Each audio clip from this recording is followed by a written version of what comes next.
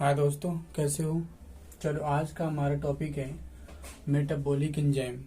देखिए, जब हम ड्रग का मेटाबॉलिज्म पढ़ रहे थे तो उसमें हमने एक चीज देखा था, एंजाइम। ठीक है, एंजाइम देखा था कि बिना एंजाइम का रिएक्शन नहीं हो पा रहा था, मेटाबॉलिज्म नहीं हो पा रहा था। तो जो एंजाइम मेटाबॉलिज्म में, ड्रग के मेटाबॉलिज्म में इन्वॉल्व होता है, उस एंजाइम को हम मेटाबॉलिक एंजाइम बोलते हैं। ये मेटाबॉलिक एंजाइम दो तरीके से होते हैं, दो तरीके के होते हैं। पहला है माइक्रोसोमल, यानी इसके जो टाइप्स हैं ये दो हैं। एक है माइक्रोसोमल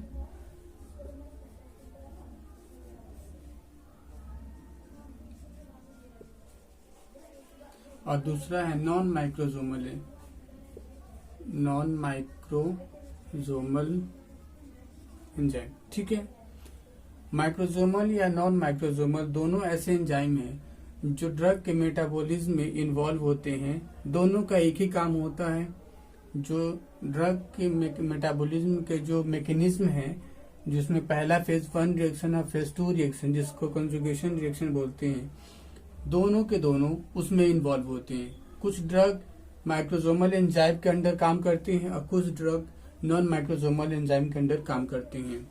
ये जो माइक्रोसोमल एंजाइम होते हैं, ये हमारा जो मेनली प्राइमरली जिसको बोला जाए, मेनली ये लीवर के जो सेल होते हैं उसमें पाए जाते हैं। और लीवर के सेल के अंदर भी ये जो स्मूथ एंडोप्लाज्मिक रेटिक्यूलम होता है, एसीआर जिसको बोलते हैं, स्मूथ एंडोप्लाज्मिक रेटिक्यूलम। क्या है ये एसीआर? Smooth endoplasmic reticulum. इसके अंदर ये पाए जाते हैं मेनली। इसके अलावा किडनी के जो सेल होते हैं, किडनी के एसीआर में जो गट होता है, इंटेस्टाइन होता है, इंटेस्टाइन की जो म्यूकोसल लेयर होती है उसके अंदर ये भी पाया जाता है, यानी म्यूकोसा ऑफ गट, उसके भी एसीआर में ये पाया जाता है। और जो लंग्स होता है उसमें भी पाया जाता है, और साथ साथ जो ब्लड प्लाज्मा होता है उसके अंदर भी ये सेल पाया जाता है, ये एंजाइम सेक्रेट होता है। जो माइक्रोसोमल एंजाइम होता है, मेनली ये इन एंजाइमों में जो कौन कौन से एग्जाम्पल के तौर पे देखा जाए तो वो कौन कौन से एंजाइम है, वो है आपके जैसे साइटोक्रोम P450। ठीक है, साइटोक्रोम एक ऐसा एंजाइम है जो ड्रग के मेटाबॉलिज्म में इन्वॉल्व होता है, और ये साइटोक्रोम एंजाइम के अलग अलग सब कैटेगरीज होता है। तो इसके अलग अलग नाम दिए जाते हैं, जैसे साइटोक्रोम, इसको शॉर्ट में लिखते हैं CYP। ठीक है, तो मैं अब शॉर्ट में लिखने की कोशिश करूंगा, यानी कि CYP। अगर ऐसे हैं P4, जैसे कि एग्जांपल ले लीजिए P450 A/B, ऐसे करके इसके अलग अलग सब कैटेगरीज होते हैं। 2DP ऐसे करके साइटोक्रोम 2DP ऐसे कुछ करके इसके सब कैटेगरीज बने होते हैं इस एंजाइम का, जो काम करते हैं। ये एंजाइम हमारे लिए इतना बेनिफिशियल क्यों होता है? साइटोक्रोम एंजाइम वो होते हैं जो मेनली हमारे जो ड्रग होता है उसको मेटाबोलाइज करता है, एक तरीके से डाइजेस्ट करता है, ब्रेक डाउन करता है, कंजुगेशन करता है, सारे काम करता है। ठीक है, इसलिए ज्यादा हमारे लिए इम्पोर्टेंट होता है। ओके, अब साइटोक्रोम जो एंजाइम है, कुछ ऐसे ड्रग हैं जो साइटोक्रोम एंजाइम को एनहेंस करते हैं, बढ़ाते हैं इसके सेक्रेशन को।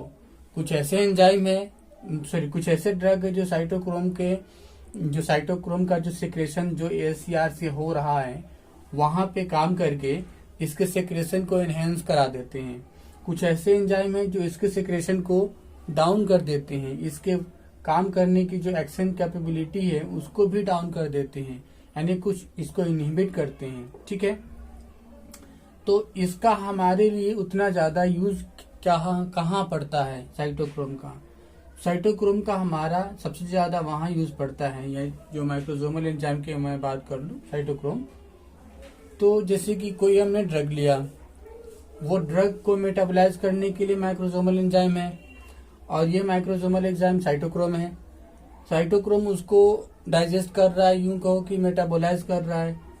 अगर हमें ये नहीं पता है कि कौन सा साइटोक्रोम एंजाइम किस ड्रग को मेटाबोलाइज करता है, और कौन से ऐसा ड्रग है जो उस साइटोक्रोम एंजाइम को इनहिबिट करता है, उसके एक्शन को इनहिबिट करता है, या उसके सेक्रेशन को करता है, या ऐसे कौन से एंजाइम है जो इसके सेक्रेशन को एनहेंस करता है, तो हम सही से एफडीसी नहीं कर सकते। एफडीसी कहने का मतलब है fix dose combination.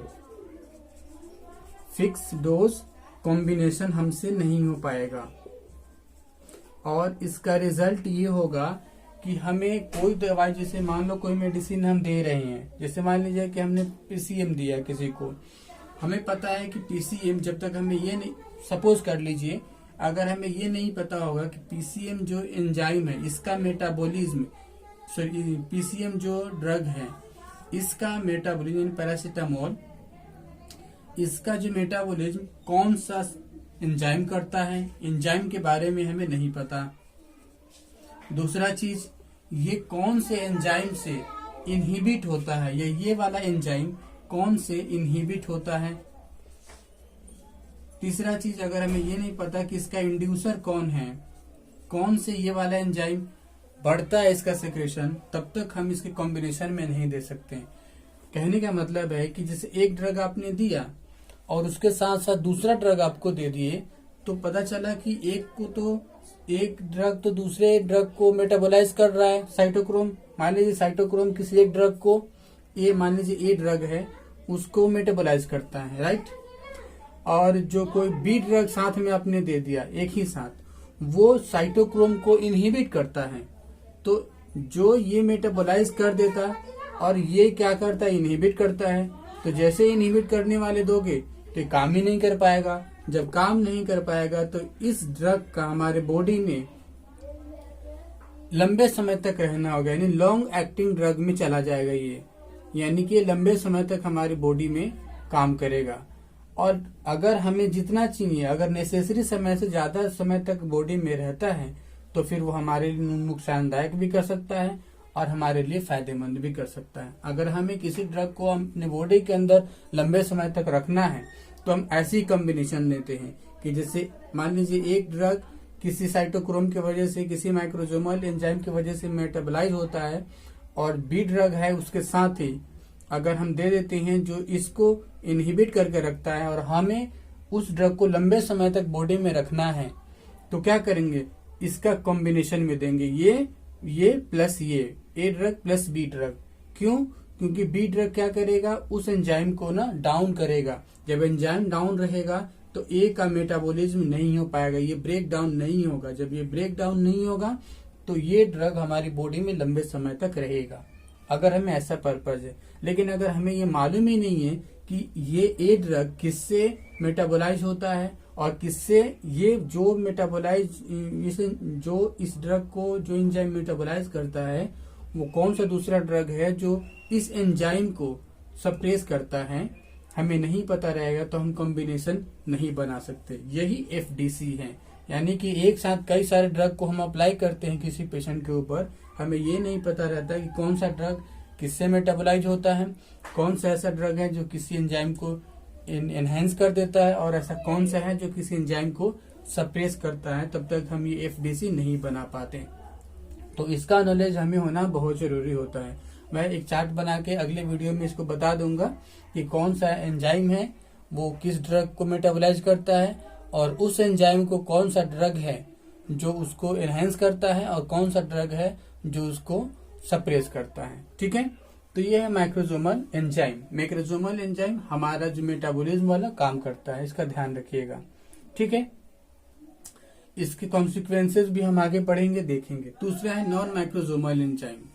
Non microsomal enzyme वो होते हैं जो आपके ये क्या बोलते हैं, हेपेटिक सेल है, हेपेटिक सेल के आप जो साइटोप्लाज्म है वहां से सिक्रेट होता है, और हेपेटिक सेल के माइटोकॉन्ड्रिया से जो सिक्रेट होता है। ठीक है। जो साइटोप्लाज्म और माइटोकॉन्ड्रिया से जो एंजाइम सीक्रेट आउट होता है उसको हम नॉन माइक्रोसोमल एंजाइम बोलते हैं। नॉन माइक्रोसोमल एंजाइम भी वही काम करते हैं जो माइक्रोसोमल एंजाइम करते हैं। ठीक है, दोनों एंजाइम का एक ही काम है, मेटाबॉलिज्म करना ड्रग का। ठीक, तो ये सारी चीजें रहा ये। तो आपने देख लिया कि ये मेटाबॉलिज्म एंजाइम कितने तरीके के होते हैं और कौन कहाँ सेक्रेट होता है और कैसे काम करता है। अगली वीडियो में हम देखेंगे कि एक ड्रग का इनहिबिशन कैसे होता है, और फिर ये भी देखने की कोशिश करेंगे कि किसी एंजाइम का साइटोक्रोम या माइक्रोसोमल एंजाइम है उनका इंड्यूसन यानी उनका सेक्रेशन एनहेंस कैसे होता है। ठीक है, चलिए फिर मिलते हैं अगली वीडियो में। बाय।